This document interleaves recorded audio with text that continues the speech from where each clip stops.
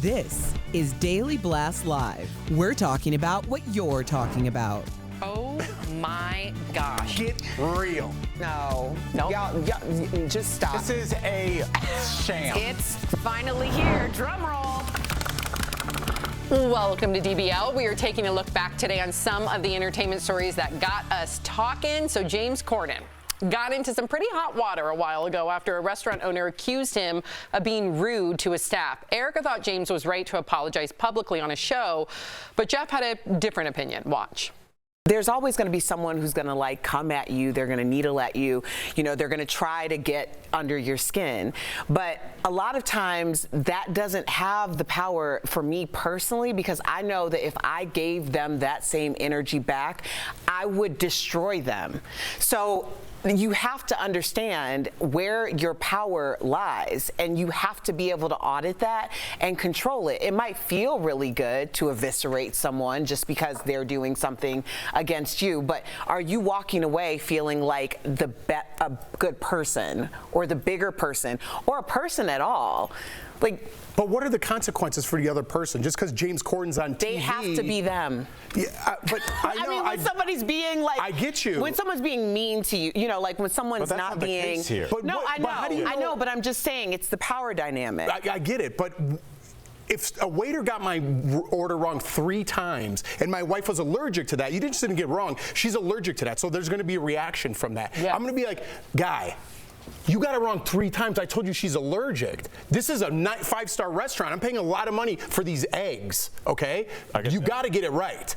And because I'm James Corden now, he's got to go on a show in front of his parents and apologize like he's in 5th grade. This person wasn't listening. I'm so sick of this gotcha culture when people are like, oh, James Corden bullying people all over the world in Chicago, New York. Where? I didn't see one story, but we've had people mention it. Chicago, he's bullying people. New York. That's not true. Nobody has that story. This is the only one we have, and he's got to take time out of his show that people work hard, long days, and he's got to apologize because someone brought his meal 3 times wrong that they were allergic to. I'm on James Corden's side, and I'm tired of this gotcha culture and oh, he yelled at a waiter, let's get him out of here. I was a waiter my whole life. Don't give me that. I had people running me around. I know when people are running me around. I know when people are bad people. When someone gets something wrong that's going to hurt my wife, we have a problem. We have a problem here.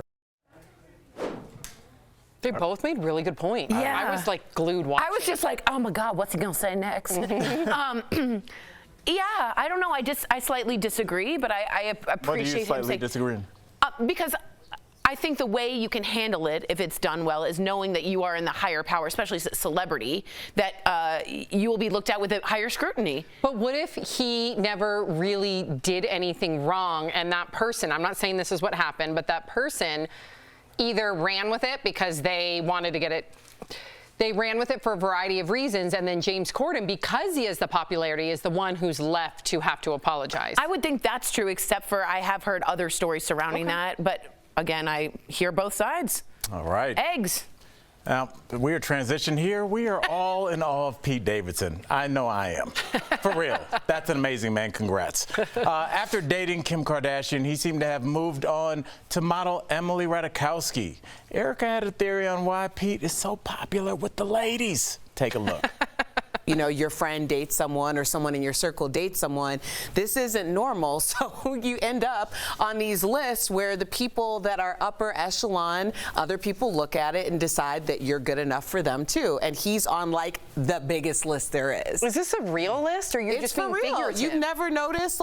You can see it in Hollywood all the time. List? Who has this big scroll? Is there like a group text? No, it's not a group text. It's just this thing that people are like, oh, so that must mean that, X, Y, and Z about this particular person, which also fits my criteria. And that's the reason why you see all the time, this famous person's dating this famous person, and they're only 1 or 2 or maybe 3 degrees of separation. Okay. And a part of that is why. Al, we need to get you on that list, buddy. I know, let's get right? you on that list. Come on, where's Erica, that? find Erica, out forward that to me. Yeah, I haven't been in any lists in quite some time. Jeff, you're making a face. No, I didn't mean I just meant I'm married.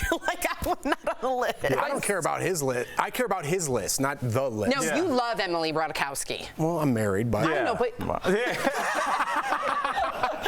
So what do you think It's going to be a slow ride home day. No, she knows. Me and my wife talked about this yesterday. Like, I mean, some of my laminated list, my own, like Emily Ratajkowski's on the top. What's her name? Anna de Armas? He's not there yet. No, he's not there yet. Yeah, he's not dating her yet. He's not there yet. What's the other? Kate Beckinsale. That was his, yep. Yeah, I know, Sam. I'm naming the list. It's just incredible. I don't know. Tori, what do you think it is about Pete? I think he's funny. I think funny guys are a big turn on. And I think he also listens to women. I think women are shocked when like a man actually listens, and he's a really good listener. And I think he's just a kind, chivalrous dude. I seriously do. I think he just listens to women. No, but that's not true. What do you mean? I know a lot of funny guys. Were you listening? No, I'm kidding. That was fun. See, that was funny. Like, I just know a lot of funny guys, and I know he is a famous guy. So if you're with him, you're going to get your name back in the headlines. Yeah, maybe and it's if you've been clout. out of the headlines, it's just a thing. He luckily is that guy now, so good on him. It's you, Tori. Speaking of being popular with the ladies, oh gosh, remember this? Adam Levine. Yes. Am I saying that right? Uh-huh. Okay. When he found himself in a pickle, a big one, when he was caught allegedly texting another woman, we chatted about all the other celebrities that were commenting on this story, and our guest panelist, Mary Lou Henner, has something to say. Take a look. I don't know why people need to chime in. The guy's in enough trouble, right? Yeah. If everything's true that he's going through and that's the end of the story, I mean, he's in enough hot water. You don't need to pile on. And I don't want to get away from what's going on, but I can't help but think you kind of want your name in the press as well. And she's got it in recently because of her cheating. You know, her Right. Justin Hartley cheated on her. Oh, well, no, that's Rochelle. Right. You're talking about Emily. Yes, Yeah, both. Both, yeah, both of them. Yeah. You're right. I just think it's like they wanted to jump on that publicity train. Woo woo! You know what I mean? It's a little much. But I will say there's a pattern of Adam Levine that we should have seen coming. Listen to this. This is in 2009. He told Cosmopolitan this. Instinctively, monogamy is not in our genetic makeup. People cheat. I've cheated. And you know what? There's nothing worse than the feeling of doing it. I would say the person getting cheated on feels worse, but I'm just saying he clearly has an issue here. And he clearly, whether or not he's having an affair, why do it on DMs? We can all see it. Why not do a pay phone waiting? They do this every They are. Oh. I'm distracted by how adorable Justine and Taylor are dancing. Yeah. Yeah, they were literally Do your dancing. dance. Can you do your dance? Dance for us. Yeah. Oh my God. Oocha, oocha, oocha. That's where the fun is, over there. For sure, not over here. No, because Hal's here. It's the worst. Coming up on DBL. We chat with actor Darius McCrary from Family Matters. He tells us some hilarious behind-the-scenes stories during his time on the show. But first, you know him from Veep and Arrested Development, our interview with actor Tony Hale. He's telling us all about his new TV series.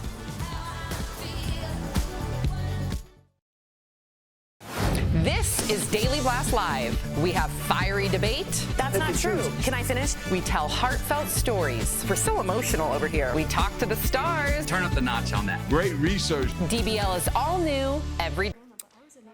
I was gonna make a food joke, but I thought it was too whiskey. To what? Whiskey, like risky. I don't think that's whiskey? like a whisk because of food and cooking. You don't think about whisk with cooking. I don't think think about that a whisk with baking if you ever think Oh, about a I whisk. think that was the joke. Hold on. I have a baking joke, but I think it might be too whiskey. Just so you know. There you go. Okay, or an alcohol joke, but it might be too whiskey. I was a nanny too for it. Okay. Oh, Not yeah. It's good money. Yes, it is. so I sorry. think the thing is you figured these out at home, and then It's you called bring working you it bring out. to the public. It's called working it out. Now, Tori, there was a moment where we came back from break and you were almost completely supine. You Like almost this. Yeah, I got laying it. down. Yeah. What's going on? So I don't know if you guys know, I wear what I call as a squeam, and it's like a corset with like real bones in it, like real strong, like a real. No, but you know, like boning. I mean, okay, hold on. I mean, like corseted. What is it? Spiny. Anywho, when you sit, there's nowhere for your extra to go, so you kind of have to let it go somewhere. Do you know what I'm saying? Yes, kind of. And also, like, I'm someone. your back. And it also, I'm a bit of a fidgeter. So sitting in these chairs a bit feels like I'm a fidgeter, I'm a too. mover. Does that Yep. make sense? I'm a Yep. mover. I'm a mover, too. Yeah, gotta get out, gotta stretch the Is that old where you got a legs. job as a talk show host? 1 minute. All the moving that we're doing? Tucking and the walking. That's exactly right. I'm at the wall, yes. everybody. Good luck. There we go. You got anything else to say? All right. Well, I guess it's just me. I'm perfectly willing to be a professional about this. I don't lay down on the job. I don't walk away like Sam. I don't get caught eating pizza mid-show. We got about, 21 minutes to go. But that's why they hired me. I study the ship. You ever seen a massive ship get shipwrecked and then they have to bring the little tugboat to pull that big That's me. I have to get this ship back on course, and that's what I do. And it's done. 20.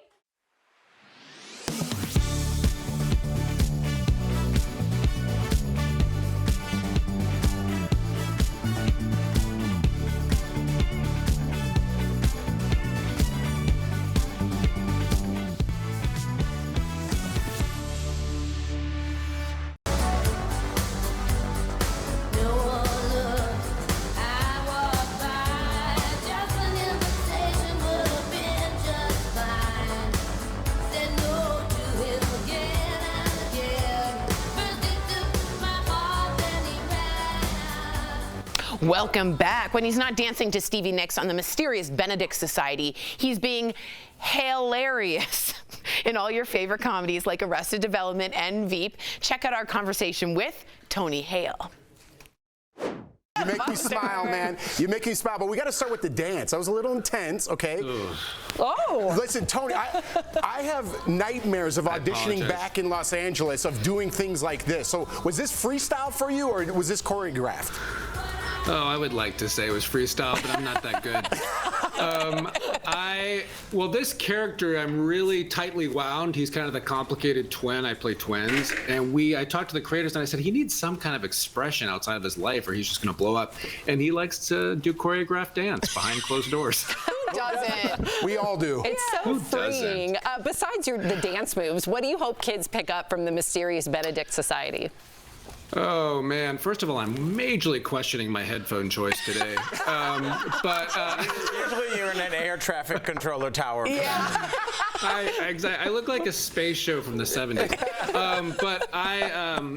The show, it's really, last year we kind of thought we took care of the bad twin, the guy that's dancing. But this year he's reinvented himself as a self-help guru selling happiness. Oh. And it's a beautiful story. It's a beautiful adventure in general, but it really talks about the difference between artificial happiness and authentic happiness. Mm-hmm. And the other twin, Benedict, really represents authentic happiness. And honestly, I think in today's world with social media and all that stuff, I really feel like it's a message that kids and adults need to hear is that difference. Totally agree with you. There is two different worlds we're living in at once. I want to switch gears here. You're playing an anxious sweater-wearing terrier in the animated comedy Housebroken. I own a sweater-wearing terrier where the neighborhood animals come together and they all have group therapy. And I wanted to know, what would your dogs be in therapy for? Living with us, maybe? He's so cute. I have two Havanese. That's Walter. Hi, Walter. And I have another one named Francis, and they're kind of an old married couple. Francis drives Walter insane. So annoying, Francis. But they're so sweet, and I think they definitely need therapy for dealing with our hijinks. But they're sweets. What kind of puppy do you have? I thought I had a terrier, but it turns out it's an Italian greyhound and a miniature poodle called a Pootsalian. What? See, aren't you mad you asked? Aren't you mad you asked? Yeah, right. Wait, you just found this out? No, we took a DNA to find out, but he's very anxious as a greyhound. She was on Maury. You're the worst. We got to the bottom of I love it. And who's the real dad? This Italian greyhound comes up. Absolutely. Man, you are, first of all, we need to comment on the dance one more time. You can dance, bro. Don't run from that. You can dance. You are very kind. Okay, it need to be said. Now, you are in some of our favorite comedies of all time, but is there one role, and as a stand-up comic, my parents have come to the show, and I just don't make eye contact because they said in the front row, Tony, why? Is there one role that you played that your folks were like, this is not for me? The question is, which roles have they not said? But to this day, my parents don't think Arrested Development is funny. What? That is criminal. To this day, they thought the only episode they thought was funny was when Martin Short was on. They were like, he's funny. I like him. He's funny. Man. Veep, they thought we were too mean, which is true. Okay. But when I did Forky and Toy Story, they were like, okay, I like that. There we go. We can work with that. Forky was the best. We're finding our way. I love that episode, by the way, of Arrested. Swoop me.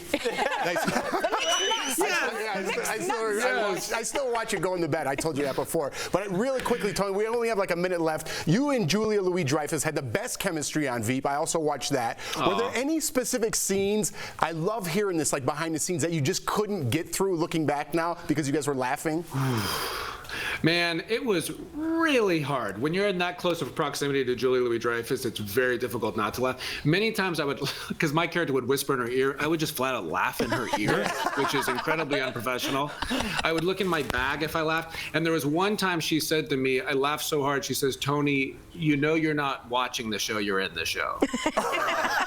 And I was like, no, but it's a funny show. Yeah. You know, I'm sorry. Why not? Tony, you're the best. Tony, man. It's always such a pleasure. DBL Nation. You can check out Tony and the Mysterious Benedict Society now on Disney+.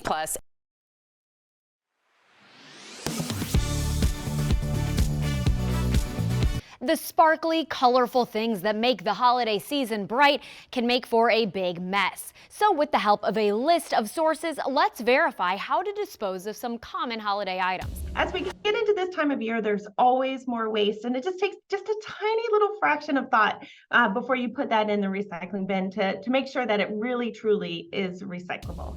Unwrapping a gift? If it's simple printed wrapping paper, recycle it, tape on and all. But if it's metallic, glittery, or film coated, it will likely need to be pitched. Same goes with gift bags, which should be reused when possible. Also reuse ribbons and bows because they are not recyclable. Tissue paper is too difficult for most facilities to recycle, so it goes into another gift or in the trash. Busted holiday lights, old batteries, bubble wrap, plastic shopping bags. These items can be recycled, but not in your single stream or blue bin.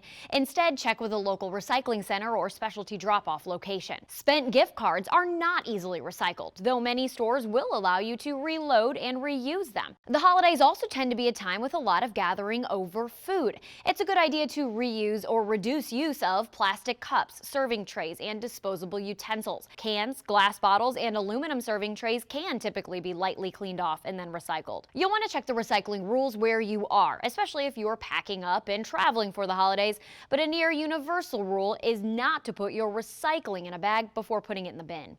With your Verify, I'm Abby Larico.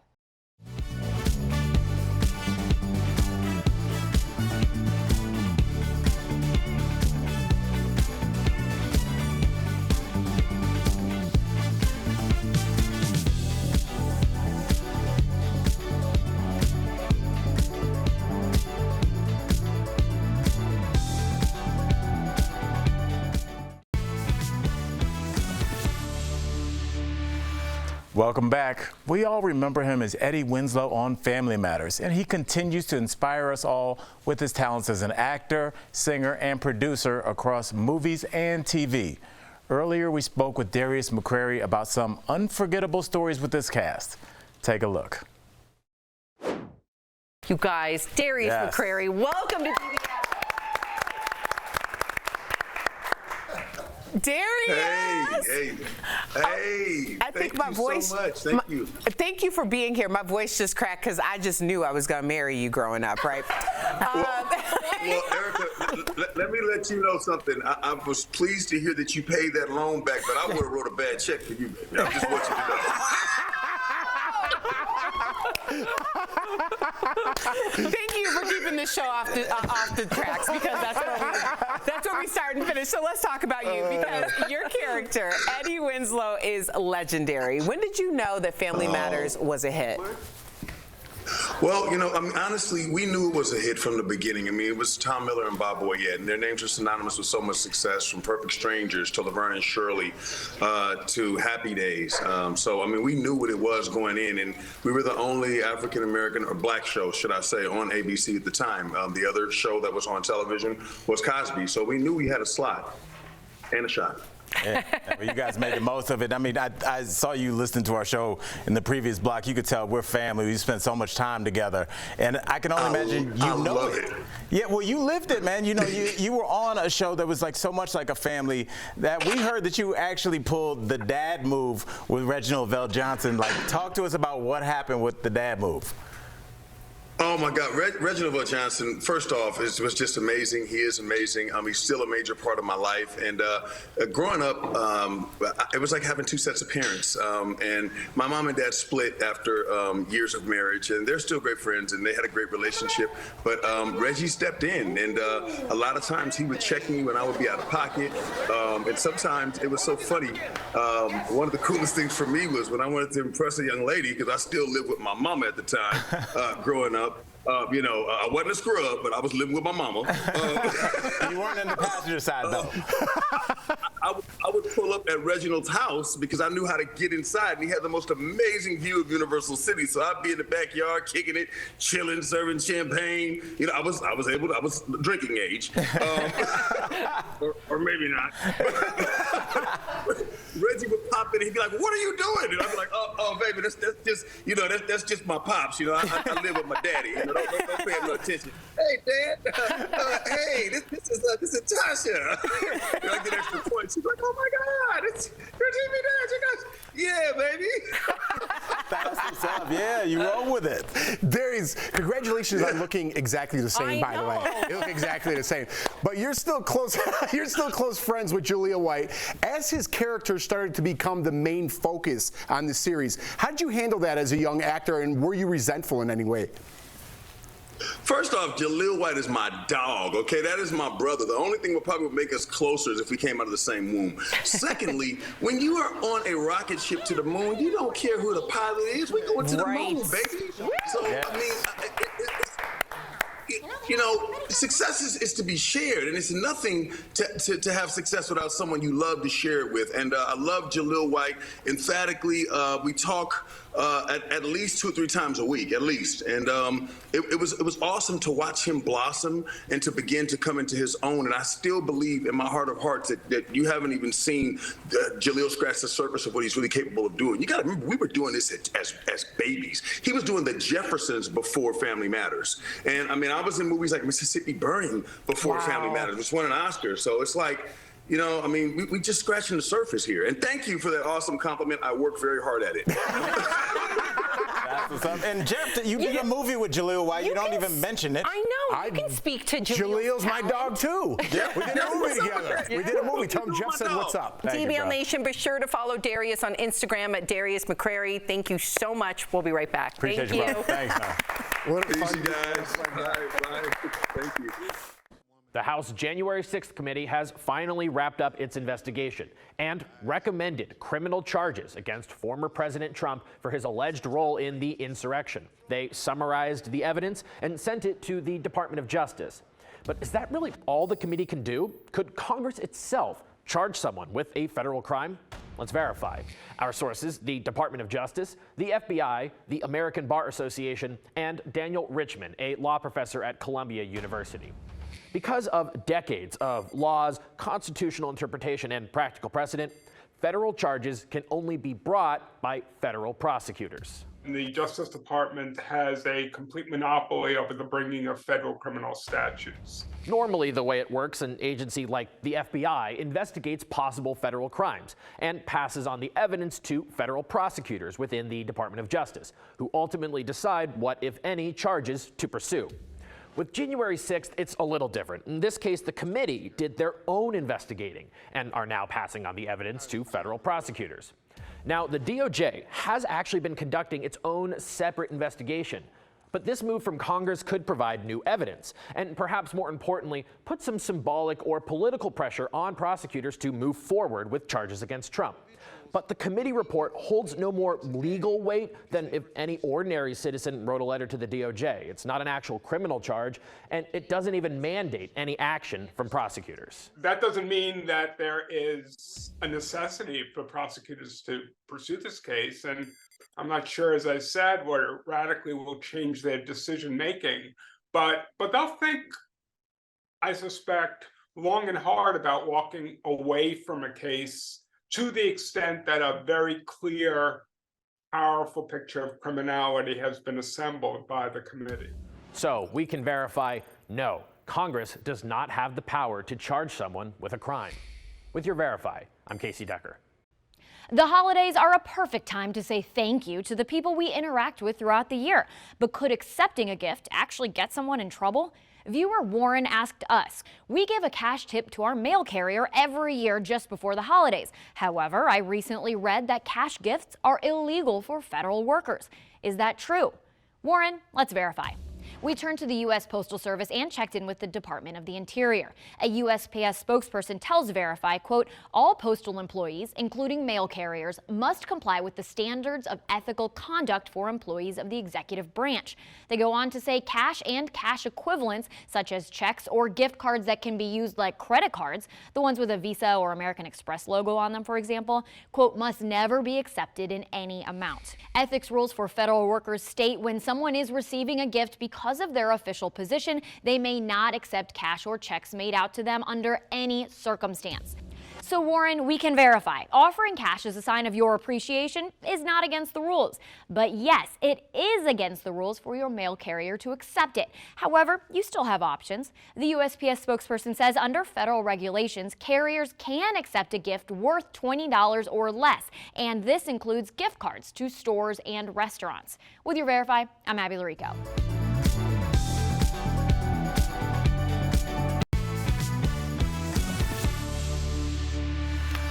Welcome back to DBL. We have some time for a few more viewer questions, so let's reach into that DBL mailbag. So Tori, Kelly wants to know, what is one place you would like to visit this year? You know what I have on my Pinterest board? A Pinterest board called The Florida Keys to My Heart. I really want to go to the Keys. I've never been to one. I don't really know what they are, but they look like such a Tory place. And didn't you would love it. I would you were built to go to the Keys. I know, the beach and the beer and the lobster and the sun. Yeah. And didn't some author leave a bunch of cats there? So Ernest Hemingway. Cats everywhere. Cats everywhere. And they have 6 You like that somebody abandoned cats? No, they live there. They flourish there. They flourish. And I would love to. Near beach weather. That's where cats would flourish. I would love to hang out with the cats. Okay. And for this one, we're going to reach into that DBL mailbag. Okay, Sandra wants to know, what are you looking forward to in 2023? Well, my therapist tells me I need to start taking care of myself. Wonderful. So I'm going to be selfish this year. Of course, I'm going to be all about the kids, but I'm also going to throw myself in the mix too. That's not even selfish. That's not selfish. That's self-care. I'm excited to take care. Oh, one more question. What was that? No, oh, we're skipping it. Right, yeah. I mean, no, it's just, I think that just shows who Sam is. She's like, I'm going to be selfish this year. I'm going to take care of my kids. Right. Like, you're all heart, Sammy, for real. I joke around a lot, but I hope you do take some time this year because your kids are getting older. You can do a little bit of you time now. Can't wait. We'll see you guys tomorrow. Bye, guys. Mailbag.